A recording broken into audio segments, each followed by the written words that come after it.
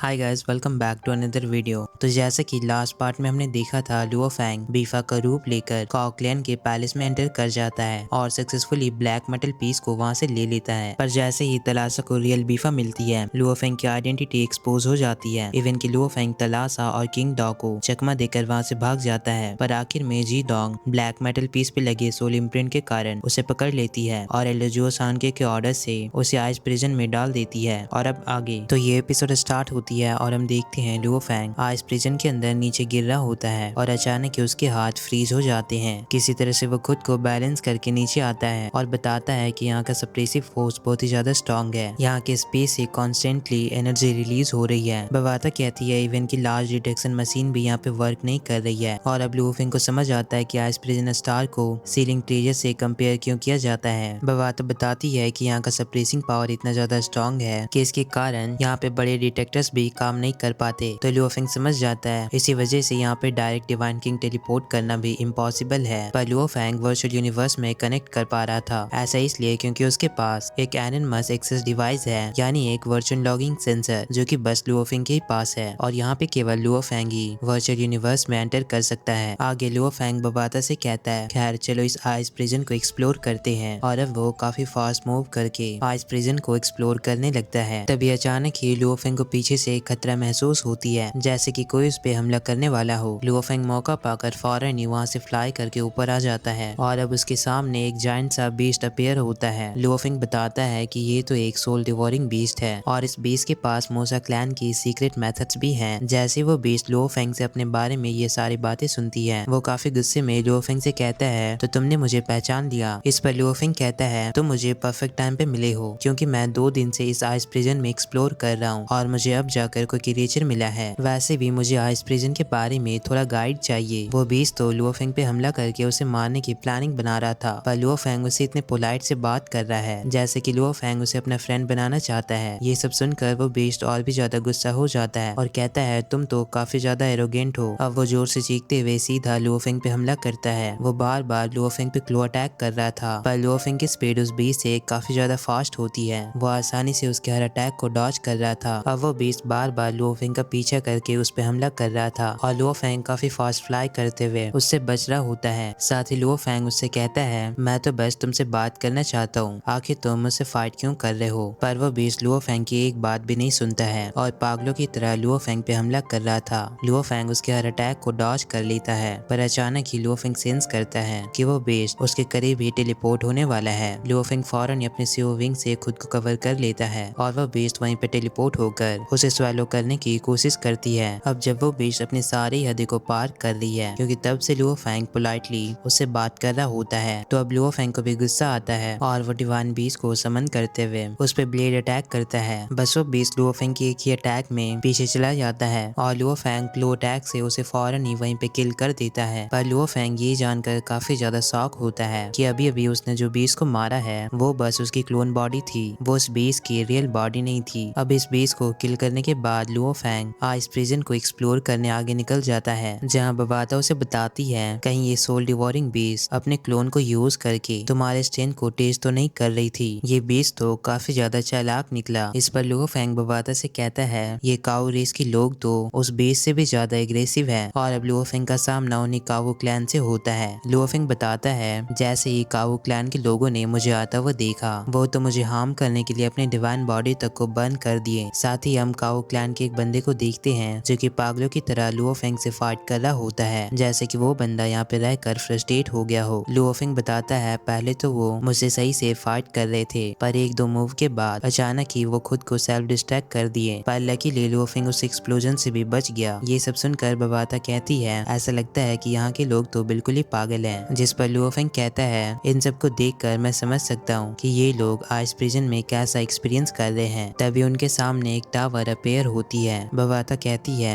ये तो 20 रेस के स्क्रिप्ट है। लुओ फैंग उस स्क्रिप्ट को काफी गौर से देखता है और उसे पता चलता है कि ग्रेट स्लॉटर के बाद आइस प्रिजन के अंदर 12,000 एलियन इमोर्टल्स को कैद किया गया है और इस प्रिजन से बस एक बंदा ही बाहर निकल सकता है। बबाता ये सुनकर काफी ज्यादा शॉक होती है और कहती है यहाँ से निकलने का बस एक ही चांस है कि तुम्हें यहाँ फाइट करके खुद को सर्वाइव करना होगा। इस पे लुओ फैंग कहता है हमारे सामने एक और लाइफ एंड डेथ सिचुएशन आ गई है, इसका मतलब मालूम ये सभी एलजुसान के यानी लुओफेंग के मास्टर सिटिंग माउंटेन गेस का ही प्लानिंग था। फिर उसके सामने एक और एलियन क्रिएचर बाहर आकर उस पे चेन से अटैक कर रही होती है। लुओफेंग फास्ट मूव करते हुए उसके अटैक को डॉज करता है और अपने सीलिंग स्टार को यूज करके बीस्ट क्लो से हमला करता है, जिससे वो एलियन क्रिएचर दूर जाकर गिर जाती है। पर अचानक ही वो टेलीपोर्ट होकर लुओफेंग के सामने आ जाती है और अब वो लुओफेंग पे अटैक करने वाली थी। तभी लुओफेंग स्पेस लॉकिंग आर्म को एक्टिवेट करता है, जिससे अब वो लुओफेंग के पास से टेलीपोर्ट नहीं कर सकती और इस बार लुओफेंग दोबारा से सीलिंग स्टार को यूज करते हुए उसे बड़ी आसानी से मार देता है और वो यहाँ से टेलीपोर्ट होकर बचकर भाग भी नहीं सकती थी। वो लुओफेंग के हाथों काफी बुरी तरह मारी जाती है, पर दोबारा से वो रीजनरेट होकर लुओफेंग के सामने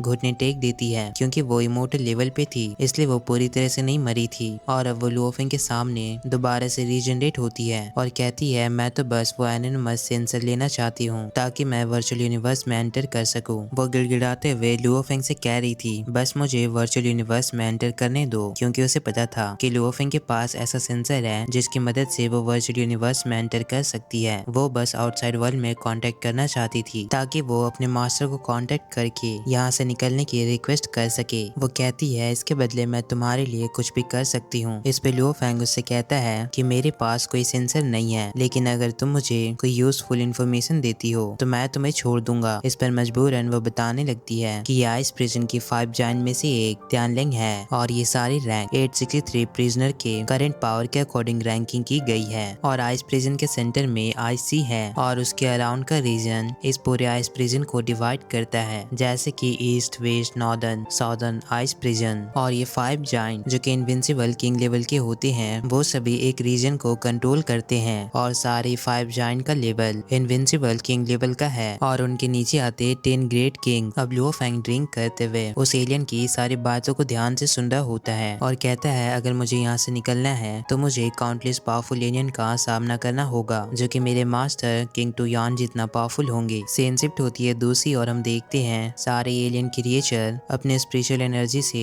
ह्यूमन बीइंग को फाइंड आउट कर रहे होते हैं, क्योंकि अब तक सबको पता चल गया था कि इस प्रिजन में एक ह्यूमन भी आया है। साथ ही हम यहाँ पे पर्पल बेल किंग जैसे ही वॉरियर को देखते हैं, वो दोनों आपस में बात कर रहे होते हैं। मैंने सुना है कि यहाँ पे एक नया ह्यूमन भी आया है। दूसरा बंदा कहता है जरूर उसके पास एनोनिमस सेंसर होगी जिससे वो वर्चुअल यूनिवर्स में कनेक्ट कर सकता है। दूसरे एलियन क्रिएचर भी बस इसी वजह से लुओफेंग को फाइंड आउट कर रहे होते हैं कि बस एक बार अगर उन्हें सेंसर मिल गई तो वो सब भी वर्चुअल यूनिवर्स में एंटर कर पाएंगे। उनमें से एक एलियन क्रिएचर कहती है मैं इस सेंसर को पाने के लिए कुछ भी कर सकती हूँ। दूसरे एलियन क्रिएचर भी अपने स्पिरिचुअल एनर्जी से पूरे एरिया को स्कैन कर रहे होते हैं। वो हर जगह एक्सप्लोर करके लुओफेंग को ढूंढ रहे होते हैं, पर कहीं भी उन्हें लुओफेंग नहीं मिलता है। वो कहते हैं हमने ऑलमोस्ट सारी जगह फाइंड आउट कर ली, पर हमें वो ह्यूमन क्यों नहीं मिल पा रहा, और वो लोग थक कर वापस वहाँ से चले जाते हैं। फिर हमें पता चलता है लुओफेंग असल में एक केव के नीचे छुपा होता है और वो मेडिटेट कर रहा था। तभी बबाता बाहर आती है और कहती है आइस प्रिजन में ऐसे अकेले कैद रहना ये तो काफी ज्यादा बोरिंग है। वो सारे ही लोग ह्यूमन रेस के उस बंदे को फाइंड आउट कर रहे हैं जो कि वर्चुअल यूनिवर्स में एंटर कर सकता है। आइस प्रिजन में सारे लोग बस तुम्हें फाइंड आउट कर रहे हैं। और लकीली लुओफेंग के पास एक मिनी डिटेक्टर होता है जो कि डिवाइन पावर डिटेक्शन को आसानी से ब्लॉक कर सकती है और यही वजह है कि एलियन रेस लुओफेंग को फाइंड आउट नहीं कर सके। लुओफेंग कहता है आइस प्रिजन पावरफुल बीइंग से भरी है और मुझे उन सभी से फाइट करना होगा। और लुओफेंग उन सभी से फाइट करने के लिए गोल्डन बीस से सीखे हुए डिवाइन बीस स्किल को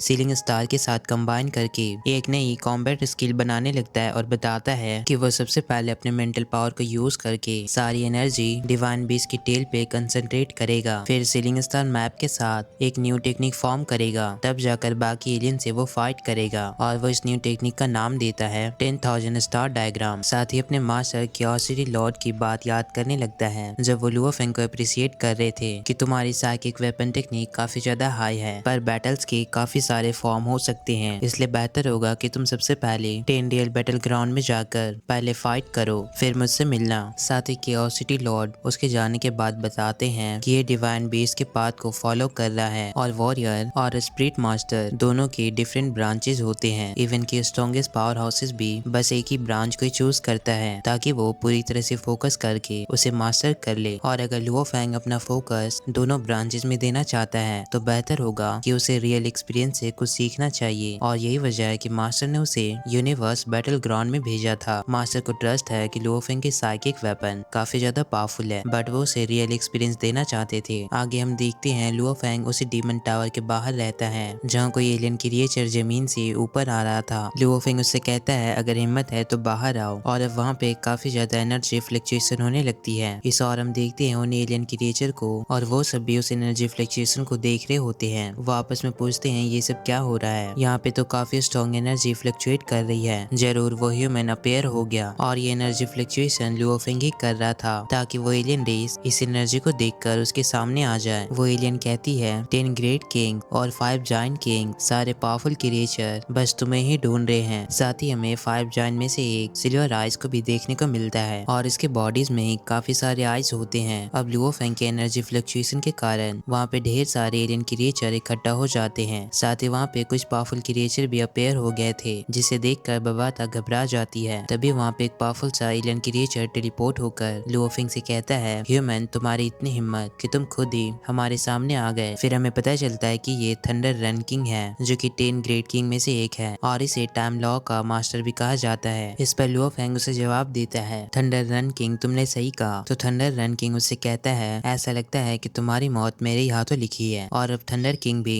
काफी ज्यादा एनर्जी रिलीज करने लगता है, जिसे देखकर बाकी सारे एलियन क्रिएचर घबरा कर दूर चले जाते हैं और कहते हैं कि अब थंडर किंग और इस ह्यूमन के बीच फाइट होने वाली है। आज ये ह्यूमन काफी बुरी तरह पिटने वाला है। दूसरे एलियन भी इस बारे में बात कर रहे होते हैं और वो एलियन थंडर किंग को अप्रिशिएट कर रहे होते हैं, बताते हैं कि उसने आइस प्रिजन के अंदर 1000 इमोर्टल्स को किल किया है और थंडर किंग का आइस प्रिजन में रैंक 12 है। अब थंडर किंग काफी गुस्से में अपनी फुल पावर को रिलीज करते हुए बहुत ही फास्ट लुओ फैंग पे अटैक करने जाता है। लुओ फैंग उसे देखकर कहता है ये थंडर किंग टाइम लॉ का मास्टर है, पर कोई बात नहीं, ये मेरे स्पीड को बीट नहीं कर सकता। और अब लुओ फैंग भी बहुत ही फास्ट मूव करते हुए आगे बढ़ रहा होता है और लुओ फैंग कहता है बस मुझे इससे दूरी बनानी होगी। हम देखते हैं थंडर किंग टाइम लॉ को यूज करके बहुत ही फास्ट लुओ फैंग का पीछा कर रहा होता है और लुओ फैंग के देखते ही अचानक ही वो लुओ फैंग के पीछे आ जाता है और अपनी थंडर पावर को रिलीज करते हुए लुओ फैंग पे किक अटैक करता है, जिसे लुओ फैंग अपने सिल्वर विंग से कवर करते हुए साथ ही एक प्रोटेक्शन शील्ड बनाकर उसके अटैक को ब्लॉक करने की कोशिश करता है। थंडर किंग अपनी पूरी पावर को यूज करके उसके शील्ड को ब्रेक करने की कोशिश कर रहा था, बट स्टिल वो ऐसा नहीं कर पाता। वो और भी ज्यादा एनर्जी लगाकर उस पे अटैक करने वाला था। इतने में लुओ फैंग उसके सामने से हट जाता है और थंडर किंग सीधा जमीन से जाकर टकराता है। उसका वो अटैक इतना ज्यादा पावरफुल था कि नीचे काफी बुरी तरह डिस्ट्रक्शन होती है। अब थंडर किंग और भी ज्यादा गुस्सा होकर अपने चेन से लुओ फैंग पे अटैक कर रहा होता है, जिसे लुओ फैंग अपनी सिल्वर विंग से काउंटर करता है। अब लुओ फैंग अपने न्यू फॉर्म किए हुए स्किल को यूज करता है, जिसमें वो बीस्ट के टेल और सीलिंग स्टार को कंबाइन करते हुए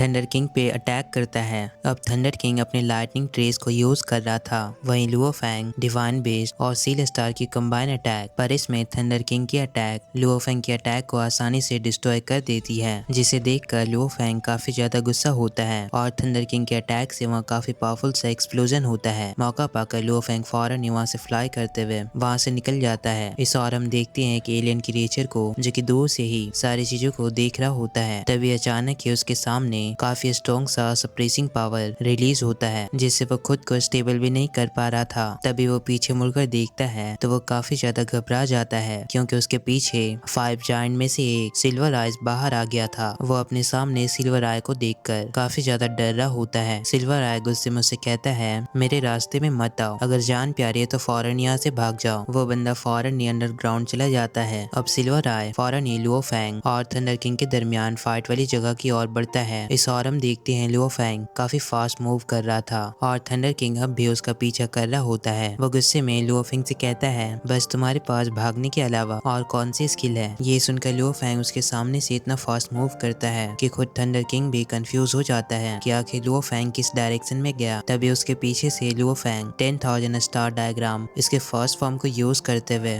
थंडर किंग पे अटैक करने वाला था। जैसे ही थंडर किंग अपने सामने 10,000 स्टार के फर्स्ट फॉर्म को देखता है, जो कि एक बीस्ट के फॉर्म में होती है, ये देखकर थंडर किंग काफी ज्यादा कॉन्फिडेंस में कहता है कि मैं ऐसे इल्यूजन को बस एक ही ब्रीथ में डिस्ट्रॉय कर सकता हूँ। और वो दोबारा से अटैक करके ऐसा करने की कोशिश भी करता है, पर ऐसा कुछ भी नहीं होता। इधर Luo Fang lightning star strike को यूज करता है, जिससे सारे सील स्टार में लाइटनिंग स्ट्राइक फैलने लगती है। अब थंडर किंग उस अटैक को ब्लॉक करने के लिए अपनी चेन को यूज कर रहा था, साथ ही वो एक सील भी बनाता है, पर लुओ फैंग की ये अटैक बहुत ही ज्यादा पावरफुल होती है। वो आसानी से उसका शील्ड को ब्रेक करके थंडर किंग को काफी बुरी तरह घायल कर देती है। थंडर किंग को यकीन नहीं होता कि ये कैसे पॉसिबल है। लुओ फेंग के स्ट्राइक से वहाँ काफी पावरफुल एक्सप्लोजन होता है। अब लुओ फेंग उससे कहता है अगर तुम मेरे इस स्ट्राइक से बच नहीं पाए तो बाकी के 10 ग्रेट किंग वो भी कुछ इम्प्रेसिव नहीं होंगे। इधर थंडर किंग लुओ फेंग से कहता है मैं तुम्हारा ये अटैक हमेशा याद रखूंगा और वो वहाँ से भागने लगता है। लुओ फेंग कहता है तो तुम यहाँ से बचकर भागना चाहते हो। अब लुओ फेंग दोबारा से उसका पीछा करने लगता है पर थंडर किंग फ्रस्ट्रेट होकर उससे कहता है ह्यूमन तुम मुझे मजबूर कर रहे हो और वो भी थंडर अटैक कर रहा होता है। थंडर किंग फिर से अपने चेन से उस पर अटैक करता है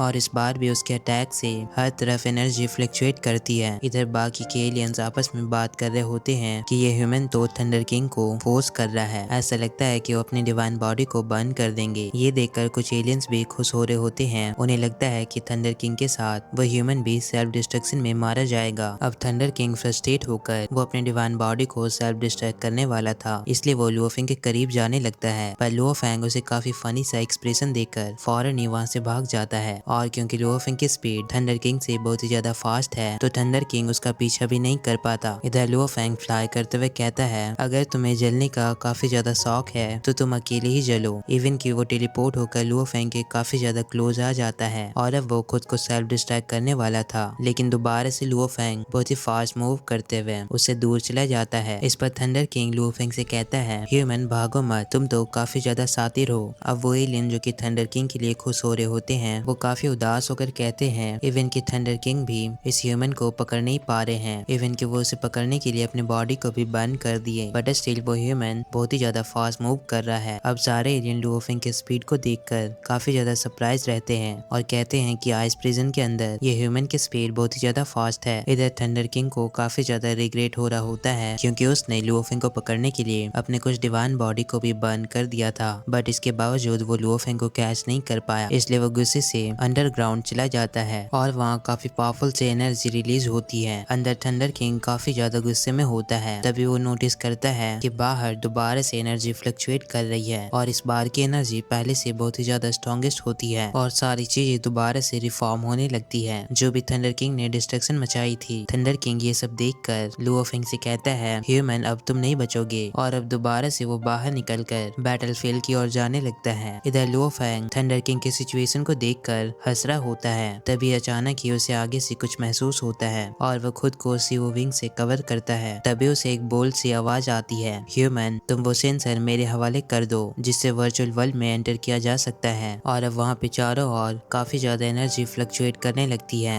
वो बंदा कहता है अगर तुम मुझे सेंसर देते हो तो शायद मैं तुम्हें बख्श दूं। लुओ फेंग नोटिस करता है कि उसके चारों ओर की एरिया सील कर दी गई है, मतलब कि लुओ फेंग यहाँ से बचकर भाग नहीं सकता। तभी उसके सामने वो बंदा पेयर होता है। उसे देखकर बबाता काफी ज्यादा शॉक होती है और कहती है लुओ फेंग आगे मत जाना, ये तो सिल्वर आई है और ये नॉर्दर्न आइस प्रिजन को कंट्रोल करता है। ये इनविंसिबल किंग लेवल पे है और इसके पास स्पेशल लाइफ फॉर्म भी है। ऐसे पावर हाउस पूरे यूनिवर्स में एक्सट्रीमली रेयर केस में ही मिलते हैं जो कि टाइम एंड स्पेस लॉ दोनों में मास्टर हो। लुओ फेंग उसे देखकर नोटिस करता है कि उसके पास कोई भी आई नहीं है बट स्टिल उसका नाम सिल्वर आई है। जरूर इसके पास काउंटलेस आई होगी जिससे वो हमें देख रहा है और मैंने पहले कभी इनविंसिबल किंग से फाइट नहीं की है। फिर लुओ फेंग गुस्से में कहता है बट मुझे इतना बिलीव है कि मैं यहाँ तो नहीं मरने वाला। और अब लुओ फेंग अपने सील स्टार को बाहर निकालकर पूरे कॉन्फिडेंस में उससे कहता है अगर तुम्हें वो सेंसर चाहिए तो खुद आकर ले लो। और अब हम सबको पता है लुओ फेंग उसके साथ क्या करने वाला है, जैसा कि उसने थंडर किंग के साथ किया। बट हमें इसे अंडरएस्टिमेट नहीं करना चाहिए क्योंकि ये इनविंसिबल किंग लेवल पे है। अब आगे क्या होता है ये हमें नेक्स्ट एपिसोड में पता चलेगा।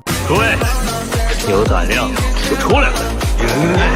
你居然还敢现身，怎么不敢？虽然我不曾与凤凰无敌交战，但我并不觉得自己会死在这儿。你想要的我有，想要就自己来拿。10大蜂王也不过如此。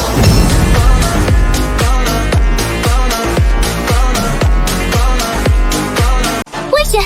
是北方冰域之主银楼，蜂王无敌的特殊生命，整个宇宙都极其少见的，擅长时间空间双法则的存在。他明明没有眼睛，我却觉得正被无数道目光注视。你将在绝望中沉沦。